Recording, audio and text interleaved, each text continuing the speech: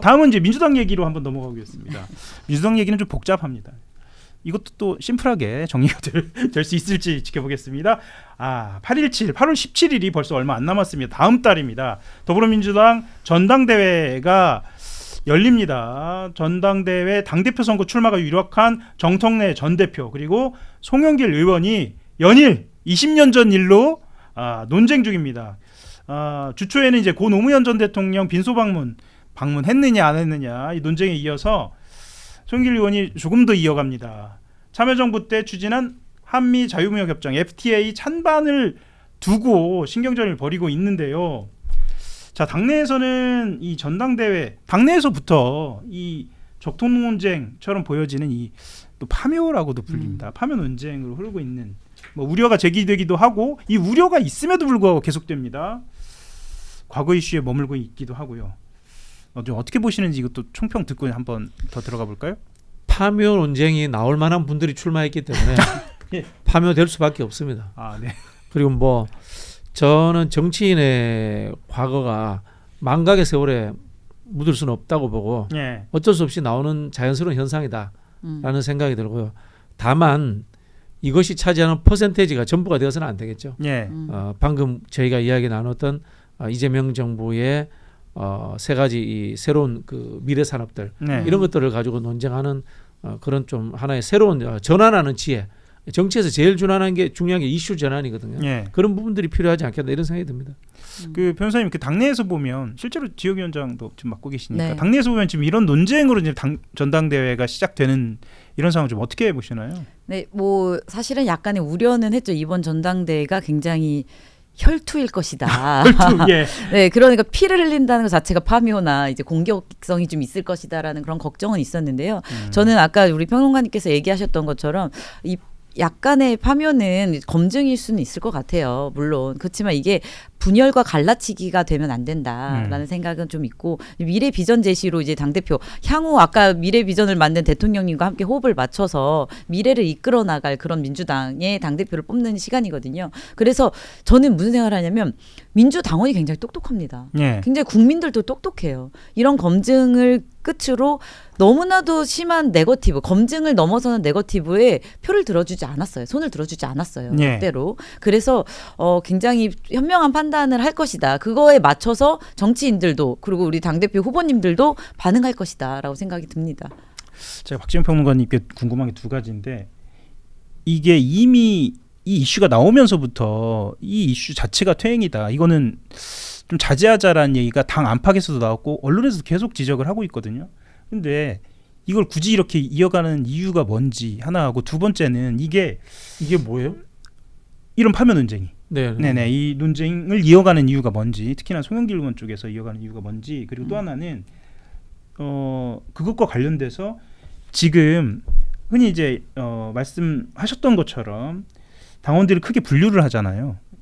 친노, 친문, 친명 뒤에 적어놓은 것처럼 이제 DJ 이 개까지 동교동계라고도 분류를 합니다만 이런 분류 자체에 이런 그 논쟁들이 영향을 주고 또 거기에서 표를 얻을 수 있을 거라고 생각하는지 그게 또 실효적인 것인지 이건 궁금합니다. 그게 현실은 이제 유시민 작가까지 뛰어들어서 정체성 논란이 일어났기 때문에 예, 그게 시작이라고 결국은 봐야겠네요. 이게 현실적으로 표 때문에 이럴 수밖에 없는 거예요. 예. 저도 이제 한번 생각을 해봤는데 결국은 뭐냐면 이런 겁니다.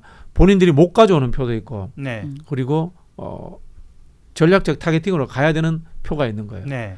제가 봤을 때는 전략적으로 가지고 가야 되는 표가 친노의 흐름을 가지고 있는 크게 네네 그런 분들이다라고 보는데 사실 이재명 대통령을 지지하는 분들도 대다수가 친노예요. 그렇죠. 그리고 이른바 반명의 흐름을 갖고 가고 있는 극렬 친문이 있잖아요. 예. 그분들도 뿌리는 친노예요. 잠깐만요. 예. 제가 이제 이걸 직접 좀 그리셨어요. 직접 이게 그린 게 제가 그린 것은 이게 아니고 이렇게 땅이 나눠져 있다는 뜻이 아니에요. 땅이 나눠져 있는 건 아닙니다. 크게 친명과 친문으로 나눠져 있는데 친노나 DJ가 밑에 그분들 성향 속에 깔려 있다 이런 그러니까 뜻이에요. 이게 전체적인 평면이 아니라 축적된 입체적인 것을 이렇게 그리신 거죠. 그러니까. 그렇죠. 그렇죠. 이제 그래서 이 말씀을 이어가신다면 그런데 예를 들어 볼게요. 네. 그 정청래 대표 같은 경우에는 예를 들자면 이제 DJ 표까지 가기가 어려워요. 네. 그리고 또 현재 친명들 표를 얻기 어렵잖아요. 그럼 뭐냐? 친노 정서에 있는 사람들한테 또 호소해가지고 표를 확장하는 거예요. 네. 왜냐하면 오른쪽 극단적으로 오른쪽에 있는 극렬한 친문절 표는 이미 자기가 갖고 있단 말이야. 그래서 이제 확장을 하려고 하는 거고요. 네, 이쪽에 있는 친문요. 그렇죠. 그리고 반대로 김민석 총리 같은 경우에는 친명표는 많이 갖고 있단 말이야. 네. 근데 이 친명표 중에는 친노적 성향을 가진 친명이 많단 말이에요. 예. 근데 이분들이 본인하고도 약점 관계에 있어요. 이쪽으로 확대해야 되는 거예요. 네. 그런 부분이 있고 송영길 대표도 마찬가지예요. 송영길 대표는 양극단의 사람들하고는 또 별로 안 가까워요. 예. 그러니까 오히려 그 친노적 성향을 중첩되게 갖고 있는 중첩되어 갖고 있다. 친노적 성향을. 예. 친명 친문으로 불러하지만 친노적 성향과 친 DJ적 성향을 우리 당원들이 중첩적으로 갖고 있다. 이렇게 표현하는 게 맞을 것 같다는 생각이 들고요. 네. 그러다 보니까 FTA라든가 여러 가지 정체성 논란의 핵심이 노무현 대통령을 중심으로 이루어지는 거예요. 그러니까 이게 지금 당권 경쟁을 시작하기 전에 뭐 선거를 구도 인물 이슈라고 할 때 구도를 정리하는 과정이라고 이렇게 보면 되겠네요. 그렇죠. 예. 현재 눈에 띄는 구도는 네. 친명과 극렬 친문 같은데 실제로는 그 밑에 친노와 DJ 성향의 사람들이 중첩되어 있는 거죠. 사람의 마음이 그렇잖아요. 나는 친문이면서 친노이면서 친명이면서 친 DJ다 이렇게 하는 사람도 있고 예. 사람마다 다양하잖아요. 네. 그죠? 중첩되어 있잖아요. 그 가장 중첩되어 있는데 파묘하고 갈등의 요소가 어디에 있느냐면 노무현 대통령과의 관계 속에서의 갈등, 화합 이런 것들 속에서 거기에 많이 내재되어 있는 거죠. 근데 이제 일반 시민적인 시각으로 보면 전형적인 뭐랄까요? 족보 논쟁, 집안 싸움, 족보 논쟁이요. 예. 그래서 뭐 당 지지율을 두고 봐야겠습니다만 당 지지율이라든가 대통령 국정 운영과 관련된 국정 지지율까지 좀 끌어내리는 상황 아니냐 뭐 이런 보면 안 되죠. 있습니다. 보면 안 되는데 예. 원래 그 집안 싸움은 족보 논쟁부터 합니다. 현실이에요. 그건. 근데 예. 저는 집안 싸움 족보 논쟁 너무 슬픈데 예. 왜냐면 아까 얘기하셨던 것처럼 결국은 민주당을 지지하는 그리고 진보 세력들이 이제 네. 결국은 이런 성향을 갖고 있는 뿌리를 갖고 있지만 저는 그거를 넘어서는 그런 주제로 바뀔 수도 있다는 생각이 있어요. 그러니까 네. 예를 들어서 그 아까 그 얘기 하셨잖아요. 집안 싸움 말 그대로 뭐 상속을 갖고 싸운다. 네. 내가 받아야 될 것 때문에 이제 당장 이렇게 이해관계가 생기는 것도 맞지만 네. 그 또 위에서 부모가 또 정리를 딱 깔끔하게 해주면 또 깔끔해지지 않습니까? 오늘 식사하시잖아요. 두 분 대통령이. 네. 네, 그래서 저 네. 그 얘기를 하려고 했습니다. 네네네. 그래서 지금 굳이 우리가 친명이라는 것, 친문이라는 것으로 나뉘어져 있는가? 네. 그러니까 그 마음속에 그 당장의 상속분과 관련돼 있으면 약간 벌어져 있을 수 있는데 그 위에서 이게 정리가 오늘 잘 된다면 네. 좀 민주당 내에서 좀 건설적인 당대표 선거로 갈 수도 있고 전당대회로 갈 수도 있다라는 네. 기대감을 저는 갖고 있어요. 그렇게 말씀하셔서 좀 말씀을 이어가자면 네. 어제 국회에서 한성숙 국무총리 후보자 임명 동의안 가결을 했고요. 그리고 오늘부터 한성숙 국무총리 후보자가 아니라 국무총리로 임명이 되었습니다. 네, 오늘자입니다. 그러면 그 말인즉 김민석 의원은 이젠 전 총리고 본격적으로 전당대회에 뛰어들었다라고 봐야 할 것 같은데 오늘 아침 단독 기사가 2개가 동시에 떴습니다. 2개가 떴는데 하나는 김민석 의원이 벌써부터 당대표 캠프가 가동되었다. 뭐 이거는 원래 당대표 선거 하기 전에는 물밑에서는 이제 준비를 하는 것 그렇게 보이죠. 네. 그렇게 보이고 면면을 보자면 염태영 전 수원시장, 염태영 의원이 이 종합 상황실장을 맡는다고 하고요. 네. 여기에 이제 윤종군 의원, 김태선 의원, 김우영 의원 이렇게 참여를 하는 것으로 보도가 나왔는데요. 이 면면을 보면 뭐 어떻게 좀 평가를 해야 할까요? 제가 말씀드릴까요? 일단 저하고 아주 가까운 분들인데 전부 다. 네. 예. 진짜 진짜 이른바 찐명들이죠. 예. 그러니까 뭐 사실 이력들을 보면 그런데요. 특히나 이제 뭐 윤종근 의원 같은 경우에는 대선 캠프에서 메시지 총괄 팀장 뭐 이런 걸 하고 윤종근 의원 경기도청에서 그렇죠. 정무수석했어요. 네. 그리고 김태선 의원은 대선 캠프 때 수행실장하고 뭐 김우영 의원도 마찬가지입니다. 그렇게 준비가 됐고 그 다음 단독 기사를 조금 이어가자면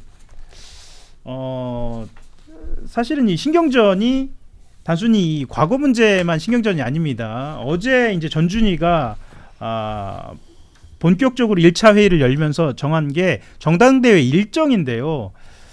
김민석 후보 쪽이라고 지금 보도는 나왔다 KBS에.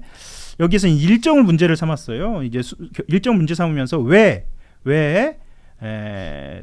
충청부터 시작하냐.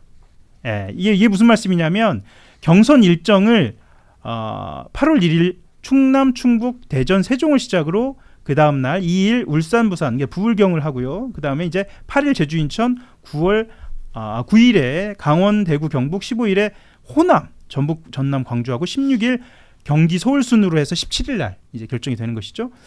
그래서 왜 충남부터 시작하냐? 뭐 이렇게 문제 제기가 예. 충분히 나올 수 있고요. 아 그래요? 두 가지 측면에서 좀 비판을 하고 싶은데 첫 번째는 우리 당이 언젠가부터 당내 선거를 할 때 후보 대리인 룰 미팅을 제대로 안 합니다. 당에서 후보들의 의견을 충분히 수렴하지 않고 그냥 독립적으로 결정을 해버려요. 예. 그게 법률이나 헌법이 결정하듯이 당이 결정하면은 후보자들은 따라와야 된다 이렇게 생각하시는 모양인데 정당은 그런 데가 아니다. 예. 정당의 당원 당규라든가 규정은 언제든지 불만 있으면 바꿀 수 있는 것이다. 예. 그런 측면에서 지금이라도 후보들 그 대리인들 데리고 룰 미팅을 해야 된다라는 원칙을 말씀드리고 싶고요. 두 번째 이렇게 비판적인 의견을 내놓는 이유는 이른바 초반 결정 구조라고 합니다. 프런트 라우딩이라고 하는데 예.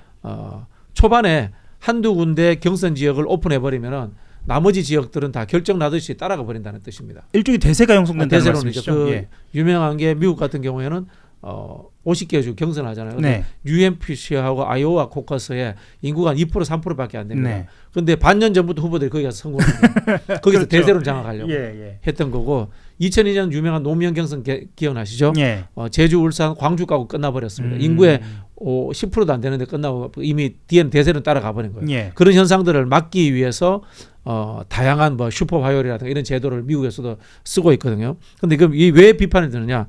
충청권에 특정 후보가 연고가 있다고 생각을 하고 있는 거예요. 충청권의 특정 후보 연건 누군가요? 뭐 그건 이제 찾으시면 될 것 같고 그래서 예. 후보들이 비판하는 거다. 예. 라는 말씀을 드리고 굉장히 의미 있는 비판이다라는 말씀을 드리고 싶고요. 그러면 너는 어떻게 잘래? 2002년 노무현 경선 때 우리가 기본 원칙을 정한 게 있습니다. 예. 인구가 작은 곳에서 많은 곳으로. 네. 그다음에 당세를 반영해서 동에서 서로, 남에서 북으로. 저희가 그때 원칙을 짠 게 있는데 혹시 그때 실무자 제가 계속 한 10년 이상 그런 일들을 해왔었는데요. 다만 이제 그 호남 경선이 너무 앞에 들어가 버리면 네. 당원수가 많기 때문에 네. 초반에 결정 나버립니다. 그런 부분에서 호남 경선은 조금 뒤로 뭐 갈 수도 있습니다만은 기본 제가 말씀드린 거 있지 않습니까? 인구나 당원이 적은 곳에서부터 그다음에 남에서 북으로, 동에서 서로 이게 우리 당세라든가 한국의 그 지역주의 정치 구도에 맞는 기본적인 방향이 아닌가 싶습니다. 그 변호사님 그 당 내부에서는 이 룰과 관련돼서 뭐랄까요 어떤 방식으로 좀 결정이 됐다고 지금 말이죠? 말씀하셨던 것처럼 저희가 일단 전북, 전남, 경기, 서울을 이제 마지막 주에 하게 그 뒤에 되는데 미루고 네 맞습니다. 이제 우리가 17일 날이 전당대회고 그렇죠. 15, 16 즉 토요일, 일요일에 그 전북, 전남, 경기, 서울을 할 예정이에요. 예. 그 이유는 아까 말씀하셨던 것처럼 그러니까 인구가 아니라 이제 당원의 반 이상 이 지금 여기 다 몰려 있어요. 예. 그러니까 이 서울이랑 전남, 전북을 먼저 열었을 경우에는 이미 결정이 납니다. 그렇기 때문에 뒤로 뺄 수밖에 없는 상황이었고요. 근데 시작을 너무나도 적은 사람, 그러니까 제가 솔직히 이제 지난번 당원대회 때는 전당대회 때는 강원도, 예. 그러니까 강원이랑 제주, 인천을 먼저 했던 것 같아요. 예. 그렇게 되는 경우에 좀 강원이 아니라 제주, 인천을 먼저 했던 것 같아요. 그렇게 되면은 좀 집중도가 너무나도 적어서 예. 그래도 좀 우리가 충남을 뭐 누군가 관련이 있다가 아니라 저희가 이게 결정할 때에는 마지막이 이번에 전당대회가 대전에서 있습니다. 예. 그래서 처음과 끝을 한번 충남에서 해볼까? 아니면 좀 약간 캐스팅 보트 같은 그 충남 쪽에서 그러니까 충남 충북에서 시작해 보면 어떨까 예. 정도의 생각이었던 거지. 누군가 연관을 위해서 한 건 아니었고 그래서 뭐 시작을 또 너무 붐업이 안 되면 안 되니까 이게 예. 3주나 걸쳐서 이거를 진행을 해요. 순회 경선을 하니까. 그렇죠. 근데 1일부터 시작하니까. 네, 맞습니다. 예. 근데 순회 경선의 첫 시작이 너무나도 당원이 적은 데서 시작을 하면 너무 흥행이 안 될까봐 예, 오랜만에 이런 나오셔서 고려가 굉장히 있습니다. 조심스러우시네요. 네, 이런 고려가 네, 있었어요. 맞습니다. 진짜 그 이게- 현장이 있었습니다. 네. 그 제가 예. 비판하자면은 네, 그 실무자 혼내야 돼요. 실문자요. 제가 그 예, 이 보고서 보고 있거든요. 예. 보고 보고서를 있는데 보고 계세요? 예, 그 보고서를 보고 있는데 예. 이렇게 하면은 이렇게 했다라는 이유가 있어야 될 거 아니야. 이유가 뭐냐 이 말이야. 그거 없어요 보고서에. 제가 말씀드렸잖아요. 2002년 노무현 때는 왜 그렇게 했느냐. 네. 기준을 정했다고. 인구가 적은 곳에서부터 많은 곳으로, 동에서부터 서로, 남에서부터 북으로. 예. 라고 기준을 정했다고 하잖아요. 그 기준에 의해 가지고 충청권이 시작되고 뭐가 있어야 될 거 아니야. 그 이유가 없단 말이야. 그래 지금 당의 수준이 형편없다고 제가 비판하는 거예요. 알겠습니다. 아니 한겨레 예. 신문사도 인사를 하든 뭘 하든 기준이 있잖아, 그죠? 기준이 있죠. 기준 없이 왜 충청권이 갑자기 1등으로 튀어나오냐 이 말이야, 제 예. 말은. 한겨레 신문사는 본인이 가고 싶어하는 곳을 가급적 가는 아, 기준이 있습니다. 그게 우선이라고 예. 하든지. 네네. 네. 저희도 이번에 기준이 그거니까 너무 흥행과 함께 우리 잘 전당대회를 치르자. 흥행이 기준이었다. 예, 흥행이 아니 기준이었다라는 흥행이라기보다 이제 많은 사람들의 관심, 관심. 네 관심을 가져오기 위해서. 그럼 예. 서울에서 먼저 했어야죠. 아니 그렇기도 그러면은 합니다. 서울에서 하면 결정이 너무 나니까. 아, 네, 그럴 수는 그게 없다. 또 과연 그럴까요? 예, 네. 이게 이제 그 미국의 이제 3월 첫째 주에 슈퍼와이라고 그렇죠. 했잖아요. 예. 그런 이유도 있고, 그래 실제로 말씀드리면 이런 거예요. 실무자부터 국회의원들까지 그런 거야. 브리핑에서 이제 굉장히 보기 드문 장면이 연출이 됐는데요. 두 분 말씀 나누는 장면 정말 보기 좋습니다.